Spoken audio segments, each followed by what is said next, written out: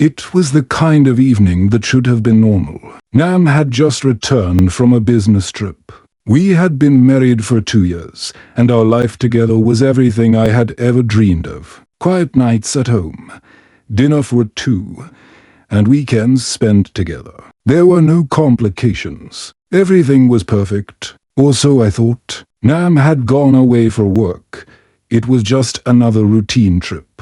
He was supposed to return home the next morning. I remember waiting for him to walk through the door, the familiar sound of his footsteps, the warmth of his embrace. But that night, the door didn't open. I called him. No answer. At first, I wasn't worried. I thought he was probably caught up in work, or maybe he was having a drink with a colleague. But as the hours passed, the anxiety began to set in. I called again and again. No answer. By the time the sun came up, my heart was racing. Something was wrong. I tried to convince myself that he'd just gotten caught up in something, that he was fine, just out of reach. But the truth was, I was already starting to panic. His absence wasn't like him. Nam was always so reliable, so present. The kind of man who always called to let me know if he'd be late, or if something came up.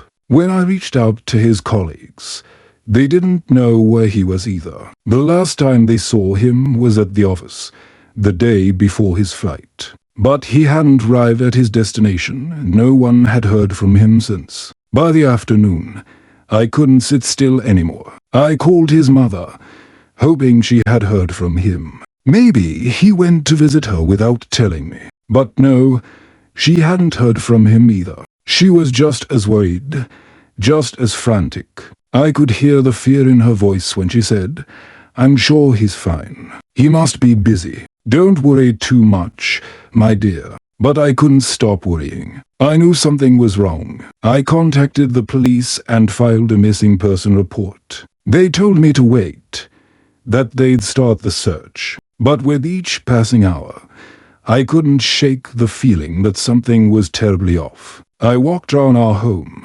trying to stay busy, but my mind kept racing, spinning darker thoughts than I wanted to admit. 3 days passed, and there was still no sign of him. The police had no leads. His phone was off. His credit cards hadn't been used. It was like he had vanished into thin air. I started to question everything. Was this just an accident? A spontaneous decision to disappear? Or was something more sinister at play? I had no answers, but every moment that went by without a trace of Nam made me feel more lost. That's when my father-in-law, Mr. Tuon, called. I hadn't spoken to him much in the past few months. He was a man of few words, stern but not cruel.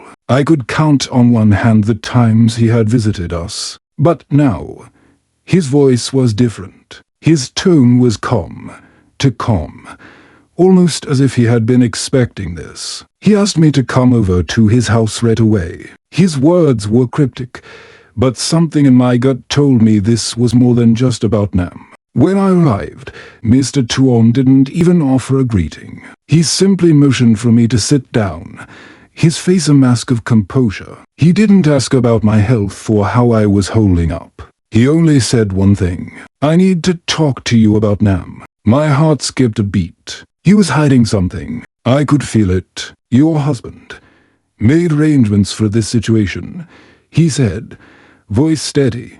Yet there was an underlying tension in his words. I stared at him, confused. "What do you mean?" I asked, barely able to keep my voice from shaking. Mr. Tuon's face remained stoic, but there was something in his eyes, something darker, colder. He reached into his desk drawer and pulled out a set of papers. "This is Nam's will," he said. He wrote it before he left. I glanced at the papers in his hand. It was a legal document, a will, just as he had said. But what did it have to do with his disappearance? I was about to ask when he continued. "If anything were to happen to him, there is a condition."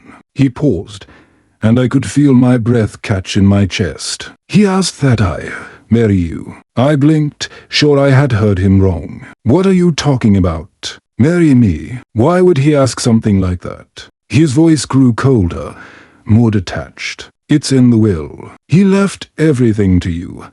But in case of his disappearance, he wanted me to take care of you. He wanted me to fulfill his obligations. I felt the blood drain from my face. It was impossible. How could he ask something like that? It didn't make sense. No, I whispered, shaking my head.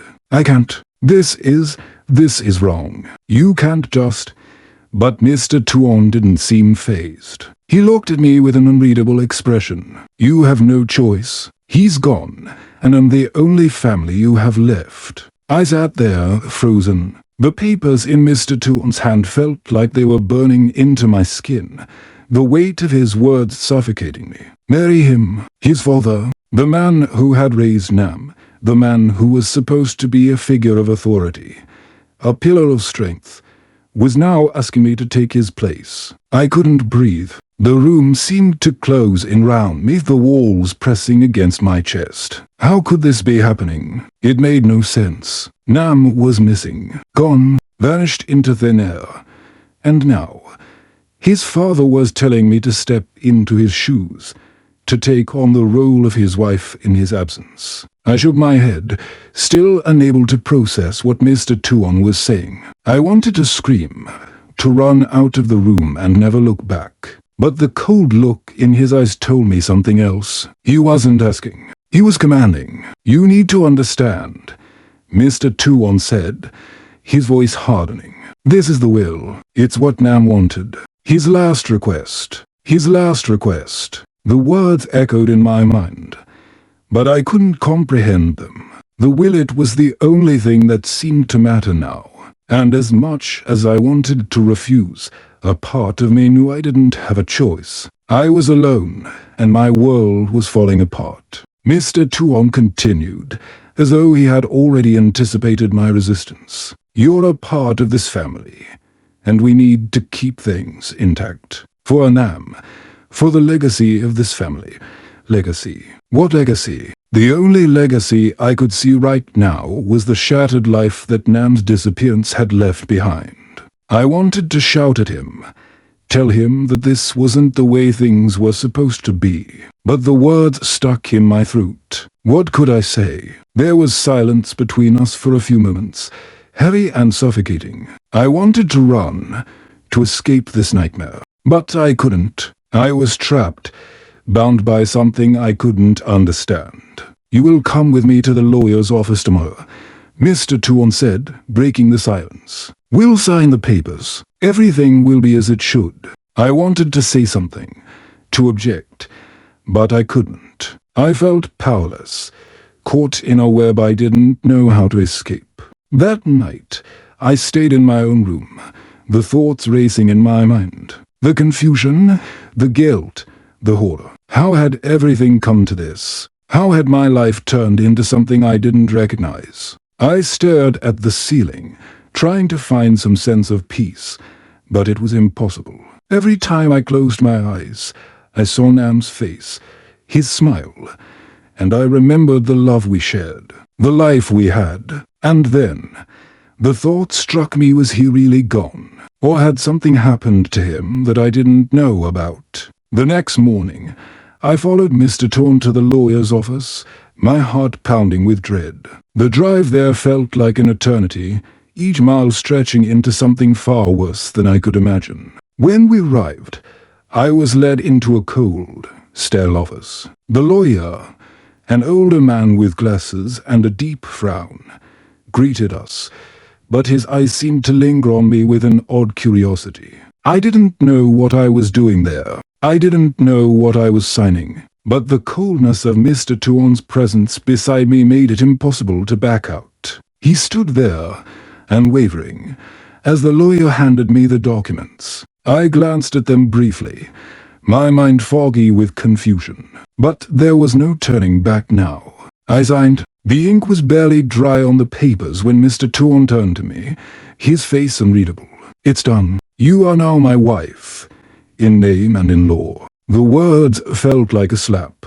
I wanted to collapse, to run, but I couldn't. Everything was spiraling, and I had no control. The lawyer congratulated us, and I felt a wave of nausea sweep over me. The room spun, and for a moment, I thought I might faint. I excused myself and rushed out of the office. I couldn't breathe. I couldn't think. But as I stood outside, the cold air hitting my face, I realized something. This wasn't just a matter of a piece of paper. This wasn't just a simple agreement. It was a trap I couldn't escape from. I tried to push everything to the back of my mind, to pretend like I had control over the situation. But the truth was, I didn't. That night, Mr. Tuon came into my room again. His presence was overwhelming, his gaze too intense. He sat down beside me, his hand brushing against mine. I recoiled instinctively,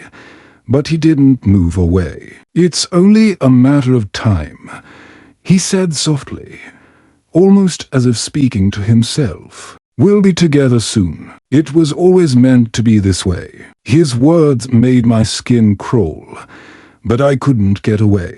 I was trapped in a house, in a life that wasn't mine. I had been forced into this, and there was no way out. I wanted to scream, to run away, but I had nowhere to go. My life was now bound to his in ways I couldn't even comprehend. And then it hit me. Nam was gone. He might never come back. And now I was stuck with his father. I had become a part of his family in a way I never imagined. And no matter how much I tried to deny it, the truth was clear.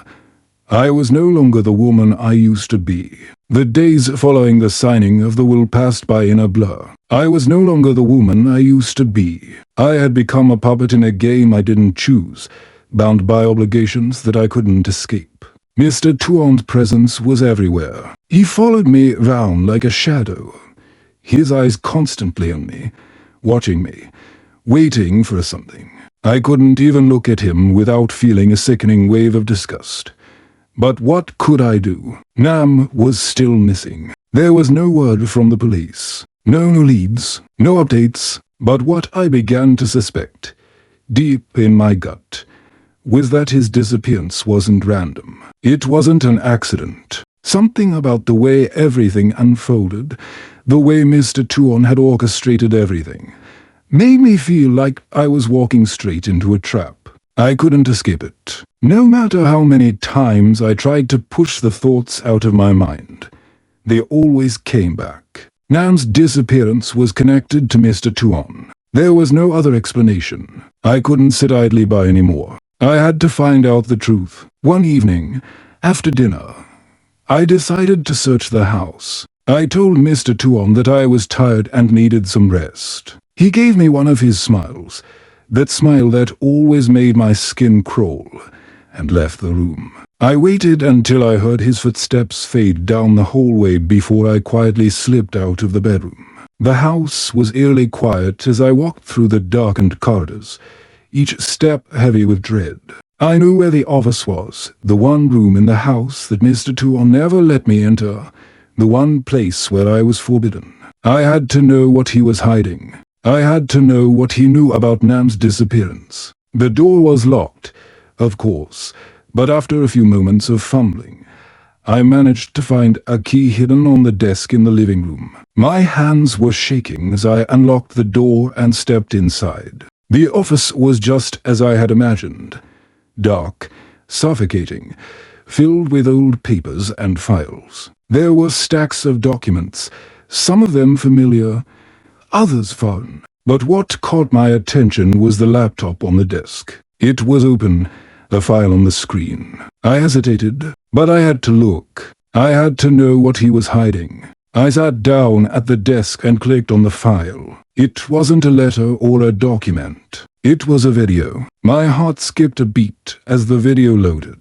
The screen flickered to life, showing a familiar room. It was the guest bedroom. But what was disturbing was the figure lying in the bed.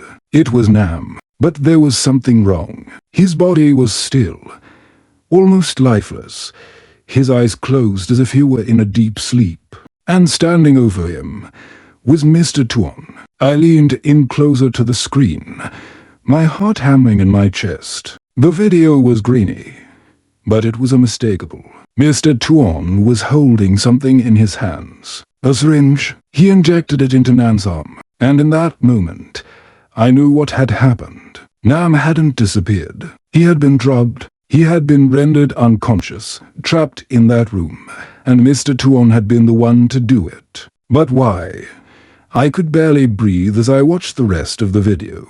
Mr. Tuan stood over Nam's motionless body, a twisted smile on his face as he muttered something under his breath. I couldn't hear the words clearly, but I knew exactly what they meant. It's all part of the plan. No one will suspect me. No one will know. I froze. My body went numb. The truth was too horrifying to accept. Mr. Tuan had orchestrated everything. Nam's disappearance, the will, the fake marriage. It was all part of a sick scheme. He had drugged his own son. He had kept him hidden. But why?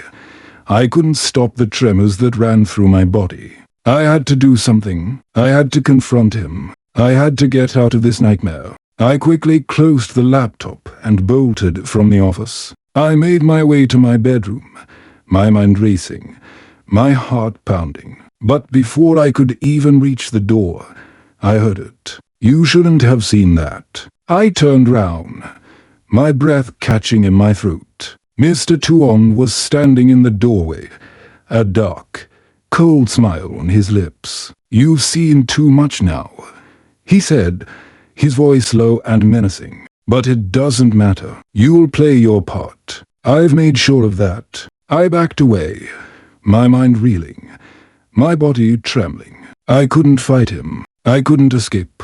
Not anymore. But Mr. Tuan wasn't done. He stepped forward, closing the distance between us. You're mine now, he whispered, his hand reaching out toward me. I stumbled back, but my legs were weak. There was nowhere to run. And then it hit me. I wasn't just trapped in this house. I was trapped in his world, in his twisted plan. He had planned everything, from Nam's disappearance to the marriage, to keeping me as his prisoner. I had to find a way out. My heart raced as Mr. Tuan stepped closer. His cold smile sent a shiver down my spine. I was trapped, physically, emotionally, and mentally. There was no way out. Not without facing him. Not without confronting everything he had done. You don't have to be afraid, he said softly, his voice soothing yet terrifying. You're part of this family now. You've always been. I shook my head. No, I hadn't. I had never been part of this. I had been forced into this role, trapped by a twisted game I didn't ask for. I backed away until I felt the cold, hard wall against my back. There was no escaping this, but the adrenaline pumping through me gave me the strength to fight back. What did you do to Nam? I managed to say, my voice shaking but defiant. Mr. Tuan's smile faded slightly, but his eyes never lost their cold, calculating gaze. He was weak. He couldn't see the bigger picture. But you understand, don't you? You understand what needs to be done. I clenched my fists, trying to control the rage that boiled inside me. You drugged him. You made him disappear. I shouted. Why would you do that? He didn't flinch. Instead, he walked to the chair in the corner and sat down. The way he did it, like he was in control, like everything was part of his plan, made my stomach churn. Because I need you, and I need this family to stay intact, he said, his voice calm, as if explaining a simple matter. Nam was weak. He couldn't continue the family legacy. You can. You will. I felt like I was drowning in his words, in his lies. But deep down, something inside me snapped. Legacy. You're talking about controlling me, I said, my voice gaining strength with each word. You forced me to marry you. You forced me to take his place. This is not family. This is manipulation. Mr. Tuan stood up, his expression now darker, more intense. It's not manipulation. It's survival. The family must survive. no matter the cost. He took a step closer, and for a moment, I thought I might collapse. But then, as if on instinct, I pushed him away, my body filled with the strength of every woman who had ever felt trapped and abused. "I'm not your puppet," I spat, my voice a mix of fury and fear. "I'll never be part of your sick plan." There was a silence, long, heavy, suffocating. Mr. Tuon's face remained emotionless, but I could see the anger building inside him. I had crossed a line, and I knew it. "You think you can defy me?" he hissed, his voice now cold and dangerous. "You have no choice. You'll stay here with me. You'll do what I say, and you'll never escape." His words hit me like a slap, but there was a fire burning inside me now. I couldn't.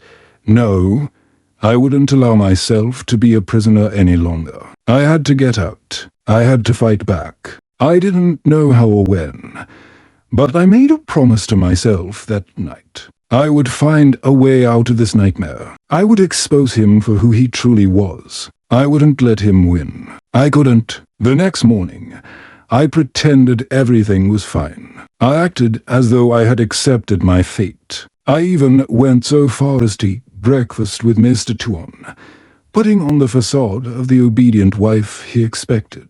But inside, I was plotting. I began secretly gathering any evidence I could. Notes, documents, anything that would reveal the truth about what had happened to Nam and what Mr. Tuon had done.